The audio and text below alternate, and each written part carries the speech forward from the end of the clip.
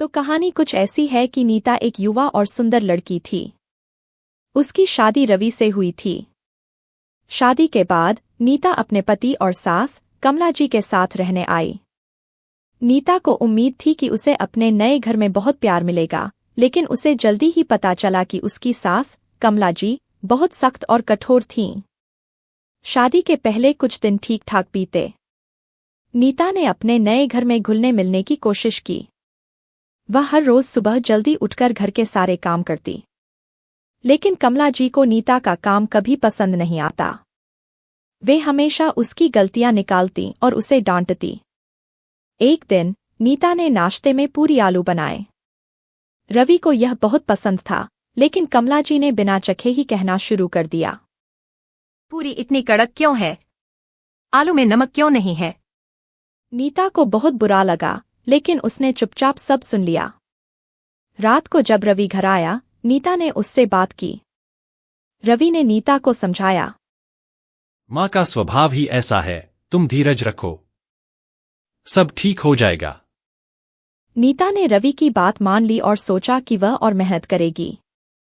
एक दिन नीता ने सारे बर्तन धोए और उन्हें सुखाने के लिए रख दिया। जब कमला जी ने देखा तो उन्होंने कहा, बर्तन ठीक से नहीं धुले हैं। देखो, इस पर दाग लगा है। माँ, मैंने बहुत ध्यान से धोए हैं। शायद यह दाग पुराना है। तुम्हारे बहाने मुझे पसंद नहीं। काम ठीक से करो, नहीं तो।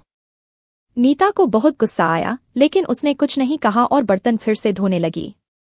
धीरे धीरे नीता और कमला जी के बीच की दूरियां बढ़ती गईं। दोनों के बीच छोटी छोटी बातों पर भी झगड़े होने लगे। रवि दोनों को समझाने की कोशिश करता, लेकिन उसकी बात कोई नहीं सुनता। एक दिन नीता ने फैसला किया कि वह कमला जी से खुलकर बात करेगी। उसने कमला जी से कहा, माँ, मैं जानती हूँ कि मैं आपकी उम्मीदों पर पूरी नहीं उतर रही हूँ, लेकिन मैं वाकई में कोशिश कर रही हूँ।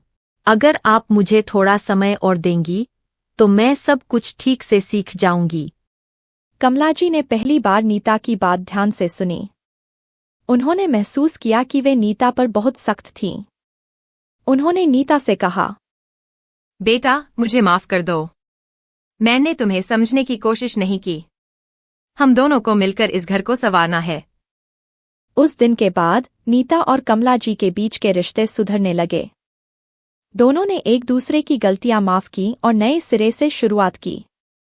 अब वे मिलकर घर का सारा काम करतीं और हर मुश्किल का सामना साथ मिलकर करतीं। रवि भी बहुत खुश था कि उसकी माँ और पत्नी अब अच्छे से रह रही थीं। सास और बहू के रिश्ते में कभी कभी तनाव आ सकता है, लेकिन समझदारी, धैर्य और प्यार से हर समस्या का समाधान हो सकता है। नीता और कमला जी ने यह साबित कर दिया कि अगर दिल में सच्चाई और एक दूसरे के लिए सम्मान हो, तो कोई भी रिश्ता संभल सकता है।